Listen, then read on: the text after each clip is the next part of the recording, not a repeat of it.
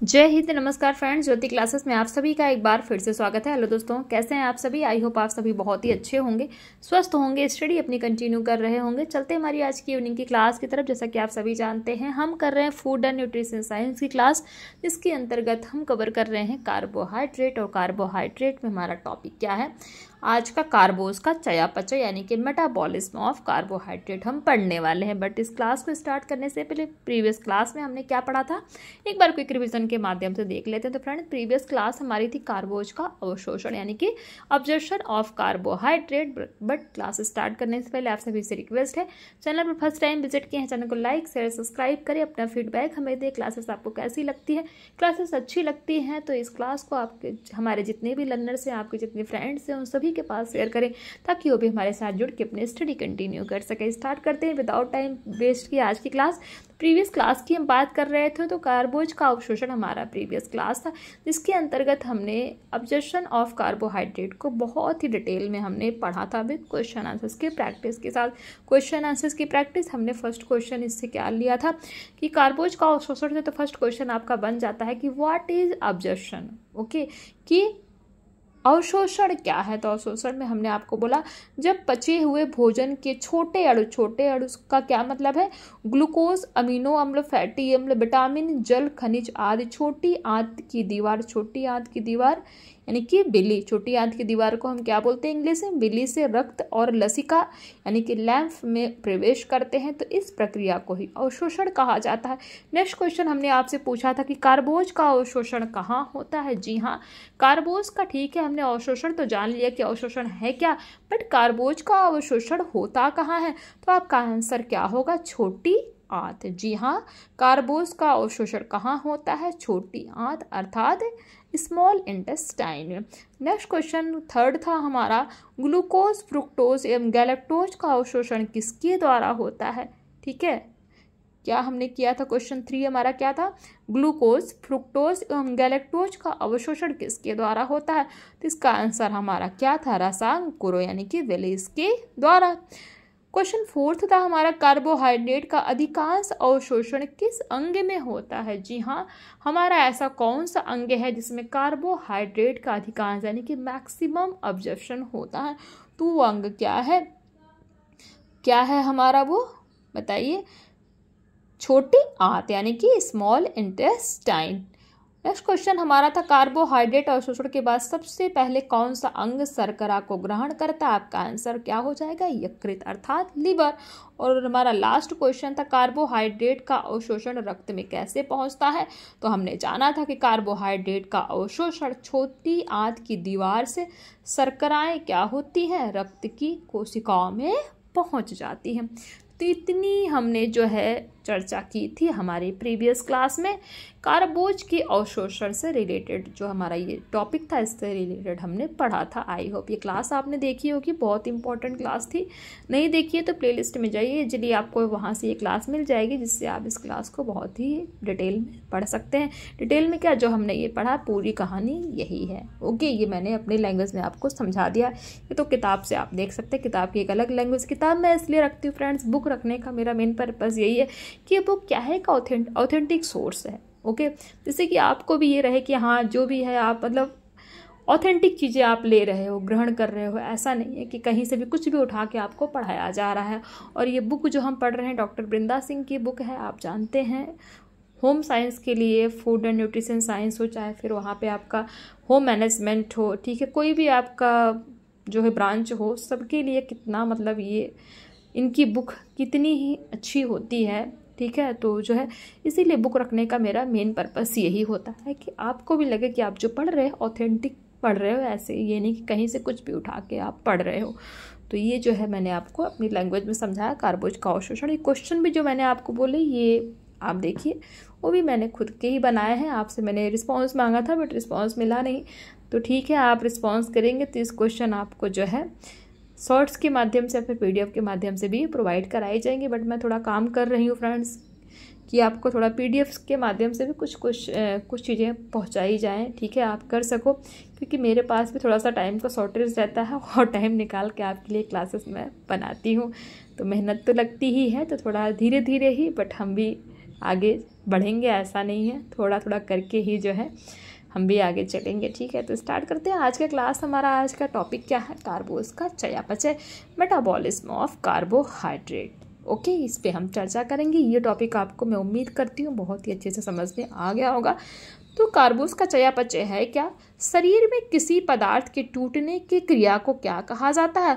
अपचय यानी कि कैटाबॉलिज्म कहा जाता है। ध्यान दीजिएगा, कैटाबॉलिज्म किसे कहा जाता है? साथ ही साथ क्वेश्चन भी करवा रही हूँ आपसे कि व्हाट इज कैटाबॉलिज्म। तो शरीर में किसी पदार्थ के टूटने की जो क्रिया होती है उसी को कैटाबॉलिज्म या फिर अपचय कहा जाता है। तथा नए पदार्थ के निर्माण की क्रिया को क्या कहा जाता है? उपाचय या एनाबॉलिज्म कहा जाता है। ध्यान दीजिएगा, दो क्वेश्चन तो आपके यहीं से बन गए। क्या कि अपचय क्या है? अपचय यानी कि कैटाबॉलिज्म क्या है? तो आंसर क्या होगा? शरीर में किसी पदार्थ की टूटने की क्रिया को अपचय या कैटाबॉलिज्म कहा जाता है। ठीक, नेक्स्ट क्वेश्चन बन गया कि उपचय यानी कि एनाबॉलिज्म क्या है? तो नए पदार्थों के निर्माण की जो क्रिया होती है शरीर में उसी को उपचय या एनाबॉलिज्म कहते हैं। यहाँ तक बात क्लियर हुई। और जब ये दोनों क्रियाएं मिलकर मिलती हैं, ध्यान दीजिएगा, दोनों क्रियाएं कौन सी? अपचय और उपचय, अर्थात कैटाबॉलिज्म और एनाबॉलिज्म। कैटाबॉलिज्म और एनाबॉलिज्म जब दोनों क्रियाएं मिलती हैं तो क्या बन जाता है? मेटाबॉलिज्म बन जाता है। यानी कि मेटाबॉलिज्म कहलाती है क्या? कि शरीर में किसी पदार्थ को टूटने की क्रिया को क्या कहते हैं? अपचय, और नए पदार्थ के निर्माण को क्या कहते हैं? उपचय कहते हैं। बट जब ये दोनों क्रियाएं मिल जाती हैं, दोनों क्रियाएं कौन सी? कैटाबॉलिज्म और एनाबॉलिज्म। ओके, ये दोनों क्रियाएं मिलके ही क्या कहलाती है? मेटाबॉलिज्म कहलाती हैं। आई होप यहाँ तक की बात क्लियर हुई होगी। What is metabolism? तो अपचय प्लस उपचय इज इक्वल टू मेटाबॉलिज्म, यानी कि catabolism plus anabolism is equal to metabolism.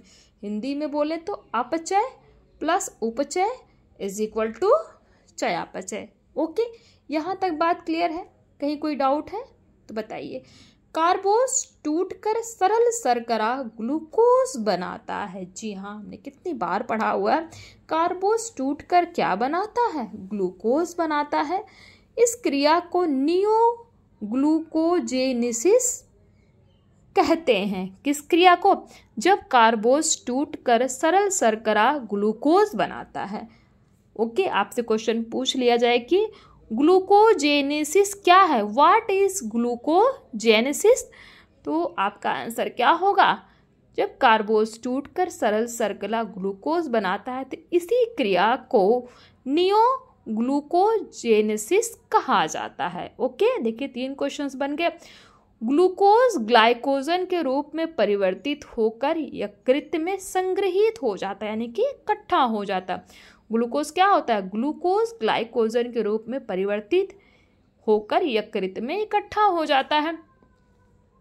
तथा रक्त में ग्लूकोज की मात्रा 80 mg to 100 ml होती है। जब कभी भी इससे कम ग्लूकोज की मात्रा रक्त में हो जाती है तुरंत ही यकृत से अभिप्राय क्या है? हमारा लिवर। ओके, तुरंत ही लिवर का ग्लाइकोजन ग्लूकोज में बदल जाता है और रक्त में आकर मिल जाता है। इस प्रकार रक्त में ग्लूकोज की मात्रा क्या होती है? संतुलित हो जाती है। यहाँ तक बात क्लियर है? ग्लूकोज विभिन्न प्रकार की एंजाइम की क्रिया के दौरान पायरुविक अम्ल, क्या? पायरुविक अम्ल यानी कि पायरुविक एसिड में बदल जाता है। ओके, तो ग्लूकोज पायरुविक एसिड में कब बदल जाता है? तो आंसर क्या हो जाएगा? ग्लूकोज विभिन्न प्रकार की एंजाइम की क्रिया के दौरान पायरुविक एसिड में बदल जाता है। पायरुविक अम्ल भी आवश्यकता पड़ने पर पुनः ग्लूकोज में बदल जाता है। ये भी आपको पता होना चाहिए। जो पायरुविक अम्ल होता है वो भी अगर आवश्यकता पड़ती है तो ये भी जो है ग्लूकोज का रूप ले लेता है। अतः यह क्रिया परिवर्तनीय यानी कि रिवर्सिबल होती है। कौन सी क्रिया? पायरुविक अम्ल का ग्लूकोज में बदलना। तो ये क्रिया क्या है? परिवर्तनीय अर्थात रिवर्सिबल होती है। पायरुविक अम्ल विभिन्न रासायनिक क्रियाओं के दौरान ऑक्सीजन की उपस्थिति में कार्बन डाइऑक्साइड एवं जल में बदल जाता है। ओके, जो पायरुवीक है वो क्या है? यह विभिन्न रासायनिक क्रियाओं के दौरान ऑक्सीजन की उपस्थिति में कार्बन डाइऑक्साइड एवं जल में बदल जाता है तथा ऊर्जा उत्पादित करता है। यही ऊर्जा हमें प्राप्त होती है जिससे हम विभिन्न प्रकार के शारीरिक एवं मानसिक कार्य संपादित करते यानी कि करते हैं। कार्बन डाइऑक्साइड गैस, जिसको हम क्या कहते हैं? CO2। Okay, carbon dioxide gas का रासायनिक नाम क्या है? CO2। तो रक्त परिसंचरण के दौरान हीमोग्लोबिन से संयोग करके क्या करता है? हीमोग्लोबिन से संयोग करके कार्बोक्सी हीमोग्लोबिन बनाता है। जी हाँ, कार्बन डाइऑक्साइड गैस अर्थात CO2 रक्त परिसंचरण के दौरान हीमोग्लोबिन से संयोग करके क्या बनाता है? कार्बोक्सी हीमोग्लोबिन बनाता है। यह कार्बोक्सी हीमोग्लोबिन युक्त रक्त फेफड़े में पहुंचता है जहां हीमोग्लोबिन CO2 को विमुक्त कर देता है और स्वयं हीमोग्लोबिन O2 में संयोग कर ऑक्सी हीमोग्लोबिन बनाता है। फेफड़े में विमुक्त CO2 का उत्सर्जन श्वसन अंगों के माध्यम से नाक द्वारा हो जाता है। जब पायरुविक अम्ल O2 से क्रिया करता है तो साइट्रिक अम्ल, कौन सा? साइट्रिक अम्ल बनाता है। पायरुविक अम्ल साइट्रिक अम्ल कब बनाता है? तो आपका आंसर क्या होगा? जब पायरुविक अम्ल O2 से क्रिया करता है। परंतु O2 की अनुपस्थिति में पायरुविक अम्ल लैक्टिक अम्ल बनाता है। लैक्टिक अम्ल अनावश्यक अम्ल है। अगर लैक्टिक अम्ल का पुनः ऑक्सीकरण नहीं होता है तो यह क्या करता है? यह अम्ल मांसपेशियों के भीतर एकत्रित हो जाता है तथा इन्हें श्रांत यानी कि फैटिक कर देता है, जिससे फैटिक मतलब थका देता है, जिससे व्यक्ति को थकान होने लगती है। ऑक्सीजन की उपस्थिति में लैक्टिक अम्ल CO2 H2O तथा ऊर्जा में बदल जाता है। ऊर्जा कोशिकाओं को माइटोकॉन्ड्रिया, क्या कहते हैं? माइटोकॉन्ड्रिया में एकत्रित हो जाता है तथा कार्बन डाइऑक्साइड एवं जल उत्सर्जी अंगों द्वारा उत्सर्जित हो जाता है। तो ये देखिए, कार्बोस पच के किस में आ जाता है? ग्लूकोज में। ओके, तो ये जो हमने ऊपर पढ़ा है वही आप ये इक्वेशन के माध्यम से समझ सकते हैं।